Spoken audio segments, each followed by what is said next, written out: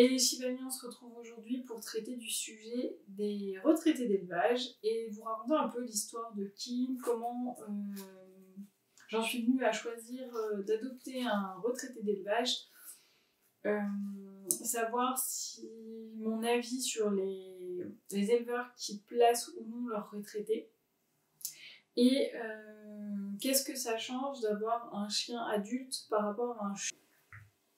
Donc mon compagnon pour la vidéo c'est Kin.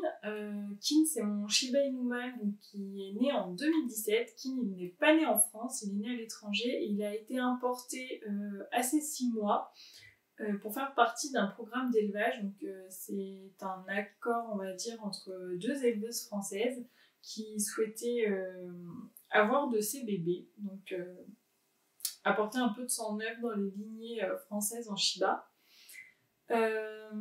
Kin, je l'ai adopté en mars 2019, donc le 24 mars 2019, si je me rappelle bien. Donc nous, on a rencontré Kin en début septembre 2018. Il faut savoir que c'était lors d'une porte ouverte de l'élevage dans lequel il était. Ça a été un véritable coup de cœur, hein. Franchement, on va pas se mentir, quand on l'a vu, c'est un des premiers chiens qui est venu vers nous. Il était très câlin, il était très attiré par l'homme. Enfin voilà, il avait l'air... Et puis il faut dire qu'il était très très mignon aussi, parce que c'était encore un bébé à cette époque-là, il avait à peine 1 an, donc il avait encore sa tête de bébé. Et donc quelques jours après, quand j'ai fait le retour sur cette visite à l'éleveuse, je lui ai dit que nous, on serait intéressés par éventuellement, si possible, récupérer un de ses retraités, enfin un de ses chiens adultes qui était voué pour partir à la retraite.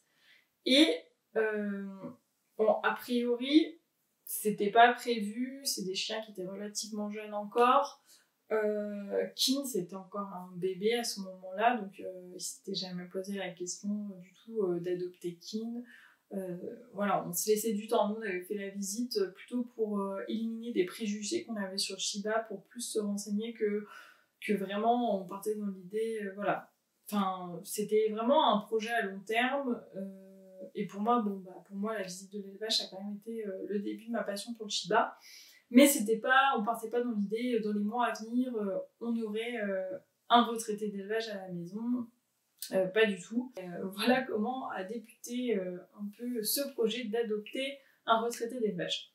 La question des retraités d'élevage, c'est souvent une question assez controversée. On voit beaucoup de gens dire que pour qu'un élevage soit considéré comme un bon élevage, il faut qu'il garde ses retraités. Ça prouve son attachement à ses chiens, tout ça. Moi, c'est une question qui est quand même amenée à être nuancée et surtout qui relève un peu du subjectif, dans le sens où si pour vous, oui, c'est un critère important que l'éleveur garde ses chiens, dans ces cas-là, tournez-vous vers plutôt un élevage qui en effet garde ses retraités. Si à contrario, c'est pas forcément une question à laquelle vous êtes sensible, je peux comprendre aussi, et donc voilà, tournez-vous vers en gros, choisissez l'élevage qui vous est le plus proche éthiquement. Mon avis sur la question, c'est que c'est bien qu'un élevage puisse garder ses retraités, hein, bien entendu, c'est louable de garder ses retraités et de pouvoir s'en occuper. Sauf que je pense qu'il faut que si on garde ses retraités, il faut que ça soit dans de bonnes conditions. C'est pour leur offrir une vie... on va dire mieux que des chenils, et que ça soit des chiens qui vieillissent uniquement en chenil. Si c'est pour qu'un élevage garde ses retraités mais les laisse en chenil jusqu'à leur mort, je vous avoue que pour moi c'est pas spécialement plus éthique de les garder que de les placer et de leur offrir une vie de canapé. On aime ces chiens, c'est un peu pareil que quand on aime un humain, c'est qu'on lui souhaite le meilleur, qu'on veut le meilleur pour lui, et parfois le mieux c'est de pas le garder parce qu'on sait qu'il sera plus heureux ailleurs, que quelqu'un pourra lui offrir mieux. Donc je pense que ça aussi, faut pas forcément stigmatiser les éleveurs qui replacent en disant « Ah mais t'aimes pas tes chiens, tu les as juste, tu t'en as servi pour le business », alors que replacer un chien, parfois, surtout dans le milieu de l'élevage, c'est aussi essayer de lui apporter mieux. Et je pense que C'est des paramètres qui doivent être pris en compte dans le choix de l'élevage et après il faut se faire sa propre idée sur la question. Donc n'hésitez pas à vous poser la question de savoir ce que vous préférez, on va dire quelle solution est la plus proche éthiquement de ce que vous souhaitez pour les parents de votre chiot ou même pour le retraité que vous envisagez d'adopter. Donc le dernier point que je vais aborder, c'est la différence avec un chiot et est-ce que c'est plus facile d'adopter un adulte. Pour moi, la réponse, elle est sans hésiter oui. C'est-à-dire que bon, après, il y a quand même des avantages et des inconvénients, mais quand on a un chiot, c'est quand même pas la même implication. Il y a quand même... Avec un chiot, il faut vraiment lui donner toutes les armes, il faut vraiment l'éduquer de A à Z, le socialiser, lui apprendre comment gérer avec ses congénères. Enfin, il y a vraiment tout un apprentissage à faire, comme pour un bébé humain d'ailleurs. Alors qu'avec un chien adulte, les choses sont un peu différentes. Déjà, le chien adulte, il a déjà son caractère définitif normalement. On va dire que le caractère du Shiba, généralement, commence à se fixer autour d'1 an et demi, 2 ans. Moi, j'ai eu King, il avait 17 mois, donc on avait déjà une bonne vision de ce qu'était son caractère. C'est quand même pas négligeable de savoir quel caractère aura un chien. Un chiot, ça met plus de temps à se façonner, et on a clairement une influence sur ça. Alors que sur un chien adulte, on n'a pas trop de surprises. La plupart des apprentissages de base sont censés être faits, notamment, je pense, à la propreté, l'apprentissage de la solitude, les interactions avec les congénères. Tout ça, c'est censé être acquis chez un chien adulte. Donc, c'est des choses qu'on n'a pas forcément à retravailler. Et là, je parle uniquement dans le cadre des retraités d'élevage, parce que c'est vrai que pour des chiens qu'on retrouve en refuge, ça peut être un peu différent. On passe pas par les phases difficiles, on va dire, du chiot, notamment la phase d'adolescence, la phase des dents, qui peut être très très compliquée, la phase de mue, parce que les chiots Shiba ont des mues assez conséquentes le temps d'avoir leur poil adulte. Tout ça, c'est des choses qu'on n'a pas. Au final, vu qu'on a déjà un chien qui a déjà sa taille adulte, qui a déjà son caractère. On a aussi un rythme différent. Un chiot, des fois, il faut se lever la nuit pour lui faire pipi, il faut prévoir du temps pour lui apprendre la solitude. Enfin voilà, c'est un chiot, ça va être un peu plus énergique qu'un chien adulte. Donc c'est pareil, en termes de rythme de vie, il faut quand même être prêt à y faire face. Hein. C'est un peu des mini-tornades, les chiots. Alors qu'un adulte, souvent, c'est plus posé, voilà, ça a besoin de plus de tranquillité, on sort moins la nuit, alors qu'on peut quand même être amené à sortir, surtout si un jour ils sont malades, ou des pipis du soir, mais c'est pas comparable à un chiot où au tout début, c'était préconisé de le sortir toutes les 2 heures. Voilà, on n'est vraiment pas sur le même rythme avec un chien adulte. Parce qu'il y en a quand même quelques-uns, c'est que, en effet, si vous êtes face à un retraité qui a vécu, on va dire, toute sa vie en chenil, il y a certains apprentissages qu'il va falloir un peu revoir, éventuellement la propreté, ça peut arriver qu'il y ait des accidents, ou vu que le chien,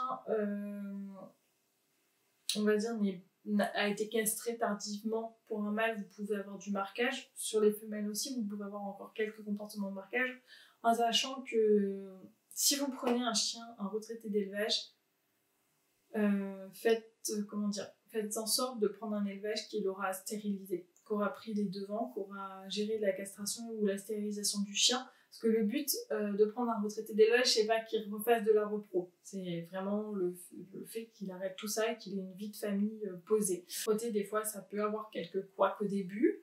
On peut avoir à refaire tout ce qui est la socia en ville, donc les bruits de ville, si c'est des chiens qui étaient dans des élevages à la campagne, qui sont assez peu sortis.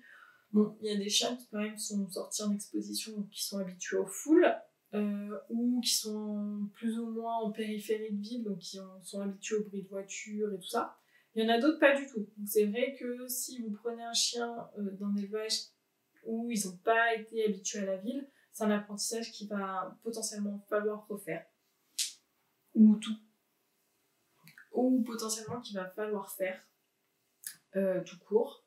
La marche en laisse aussi, c'est pas forcément quelque chose qui sera acquis. Qu'est-ce que je vois d'autre?